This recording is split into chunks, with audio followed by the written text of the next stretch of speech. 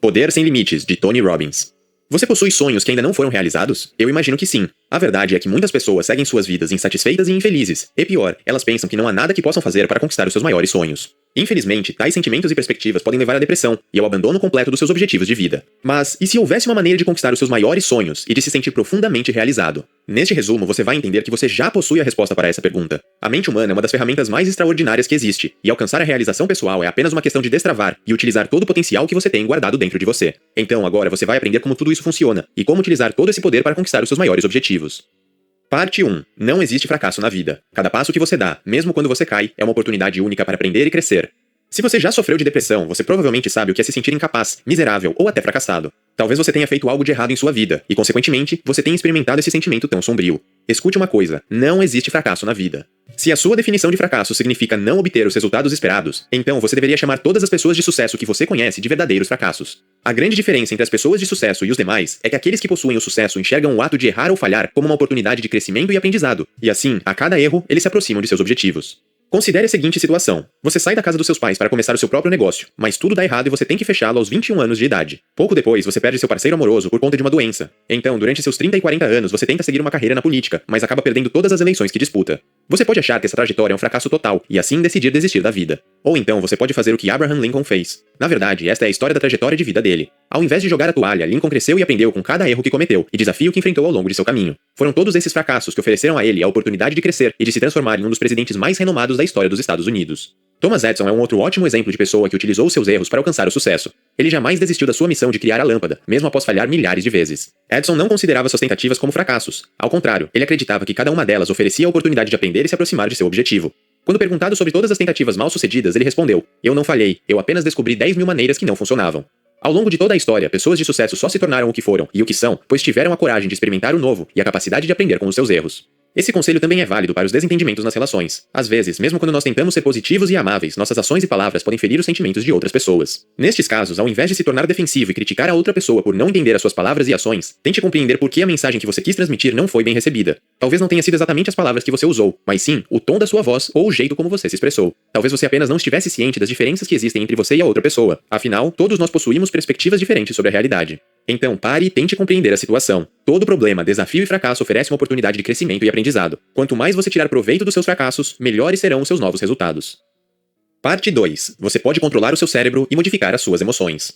Antes que sejam lapidadas e polidas, pedras preciosas parecem apenas cristais ou rochas. As situações difíceis na vida são como os diamantes brutos. Cabe a você e ao seu cérebro lapidá-las e transformá-las para enxergar o seu verdadeiro valor. Sinto lhe informar, mas você precisa entender que você não pode impedir que situações difíceis venham a acontecer em sua vida. O mundo não está sob o seu controle. Por outro lado, você pode mudar a maneira como você processa, percebe e avalia cada um desses eventos. Acredite, você pode conscientemente controlar a sua percepção de mundo. Este é um dos maiores poderes que você possui. Por exemplo, talvez você queira se tornar um ator, mas talvez alguma coisa dentro de você diga que você não possui o talento necessário para isso. O problema é que o seu cérebro não está considerando a sua incrível capacidade de aprender e desenvolver novas habilidades, ao longo do tempo com o esforço necessário. Nós temos essa tendência de menosprezar a nossa possível evolução e de apenas considerar a situação atual. Então, mudar essa sua percepção pode fazer toda a diferença. Primeiro, você deve escutar o que essa voz interna está dizendo para você. E em seguida, ao invés de deixar que isso determine suas emoções e ações, ao focar naquilo que talvez você não possa fazer, tente pensar no que você pode fazer para resolver essa situação. Se mesmo assim não der certo, tente alterar o tom da sua voz e a maneira como você fala com si mesmo. Coloque energia em suas palavras. Mostre que você acredita realmente naquilo que está dizendo. Essa simples mudança na maneira como falamos com nós mesmos pode alterar a sua percepção, afastando o medo e garantindo a sua ação.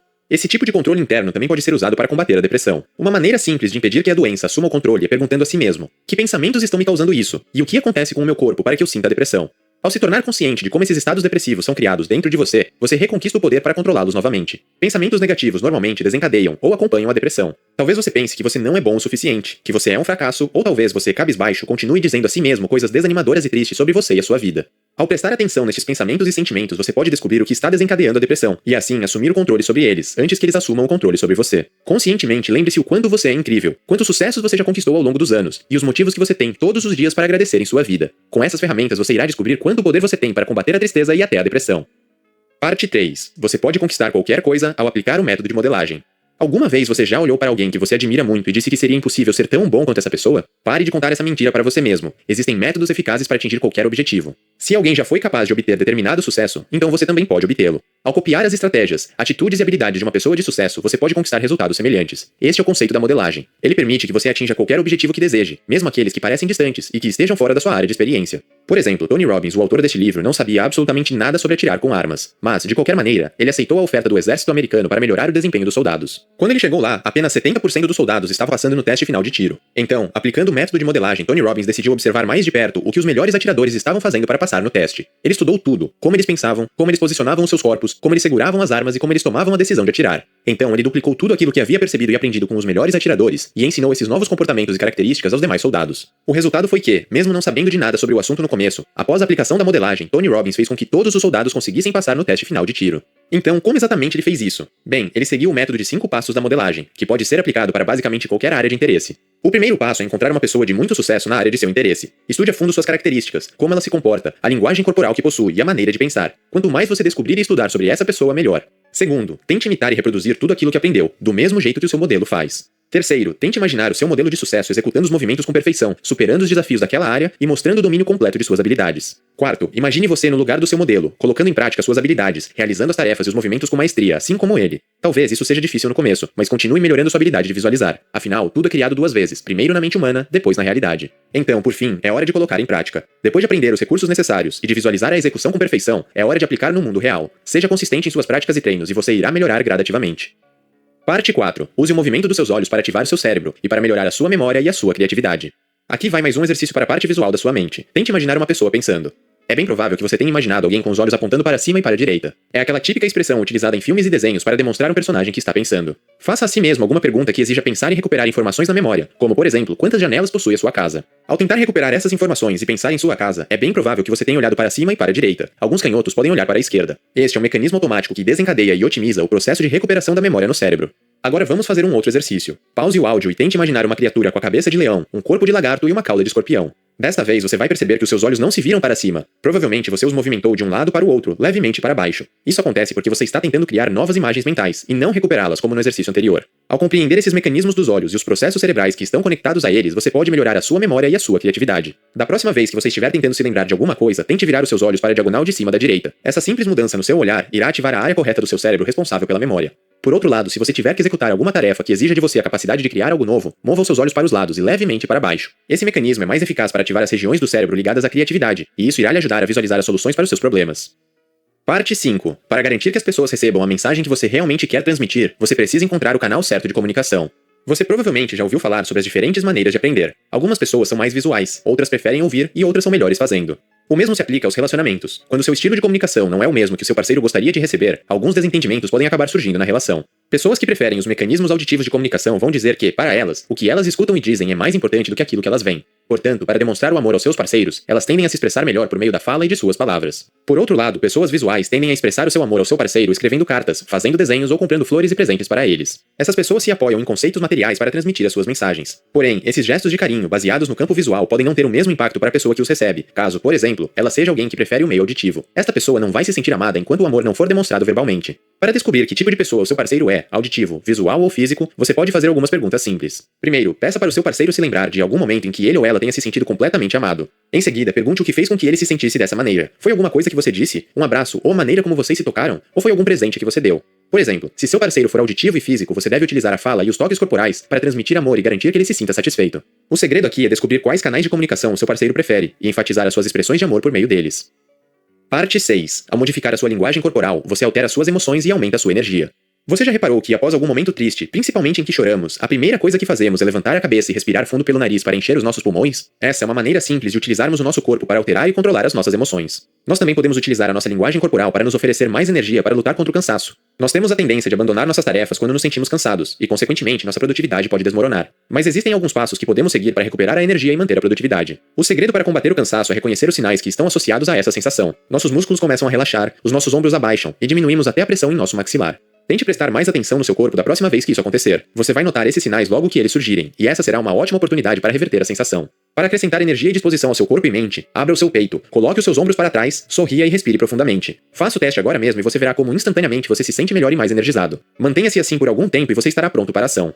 A sua postura pode até mesmo combater os sentimentos relacionados à depressão. Nós falamos sobre o poder do pensamento positivo sobre nossas emoções. Além disso, modificar a sua linguagem corporal pode ser uma excelente maneira de alterar a química do seu corpo e combater os sentimentos negativos. Quando estamos profundamente tristes, nosso corpo tende a se manter em uma posição peculiar. Nossos ombros ficam caídos e voltados para frente, nós curvamos nossa coluna, abaixamos nossa cabeça e olhamos para o chão. Podemos chamar isso de a posição depressiva, e se o seu objetivo é se sentir triste e depressivo, essa é a melhor posição que você pode manter. Por outro lado, se você quer se sentir mais energizado, feliz e confiante, você precisa decidir conscientemente mudar a sua linguagem corporal. Expanda o seu peito e abra os seus ombros. Deixe a coluna ereta. Levante a cabeça. Olhe para frente e respire fundo. É incrível perceber como uma simples mudança física pode combater os sentimentos negativos em tão pouco tempo, nos fornecendo mais energia e bem-estar. Parte 7. O poder da convicção surge do alinhamento do seu corpo e mente a um poderoso plano de ação. Imagine que você é um soldado e que está no meio de uma batalha em um momento crítico da guerra. Seu comandante precisa realizar um movimento estratégico que pode determinar o rumo da guerra, mas ele comunica o plano olhando para baixo, murmurando as palavras de um jeito que mal podem ser ouvidas, com o corpo caído e sem muita energia. O que aconteceria nessa situação? Provavelmente o batalhão não sentiria a menor confiança nele e na estratégia, talvez até sentisse medo e o resultado poderia ser desastroso. A mesma verdade se aplica em nossas vidas. Confiança e poder pessoal são os resultados daqueles que acreditam no que fazem. Normalmente, ao invés de perder tanto tempo estagnado se preocupando em qual deve ser a decisão perfeita a ser tomada, é melhor tomar uma decisão mais rápido e colocar em prática as suas ações com completa confiança de que aquilo dará certo. Se o seu plano for cheio de talvez, dúvidas e possibilidades, você vai acabar apenas sentindo e transmitindo insegurança. Sua postura será fraca e você não terá foco. Consequentemente, você ficará confuso, porque seu cérebro estará constantemente lutando entre fazer ou não fazer o que deveria ser feito. Então, para conquistar poder e convicção, você precisa alinhar os seus pensamentos e seu corpo à confiança. Quando você diz a si mesmo, eu vou fazer isso, custe o que custar, o seu corpo irá sentir a energia e espelhar a sua determinação. Em seguida, levante a cabeça, foque o seu olhar e coloque energia em suas ações. Não só você, mas todos irão confiar na mensagem que você está transmitindo. Você pode desenvolver ainda mais o seu poder de convicção ao modelar líderes carismáticos e influentes. Preste atenção naqueles que possuem sucesso e que transmitem confiança. Veja como eles falam e como utilizam suas linguagens corporais para comunicar sua mensagem com sucesso. Agora, siga os passos do processo de modelagem e copie exatamente o que eles fazem. Ao agir como eles, utilizando a mesma linguagem corporal, você irá aumentar instantaneamente a sua energia e a sua confiança, transmitindo uma mensagem mais poderosa para si mesmo e para as outras pessoas. Resumo final. Você não é uma vítima da vida. O que acontece em sua vida é resultado das suas decisões, e consequentemente das ações que você toma ou que deixa de tomar. Se você quiser transformar a sua vida em qualquer área dela, você precisa mudar as suas percepções e as suas atitudes. Ao fazer mudanças em como você percebe e lida com as situações da vida, as mensagens que você transmite e repete internamente, a maneira como você conduz o seu corpo e as emoções que você cultiva, você vai poder conquistar qualquer objetivo na vida.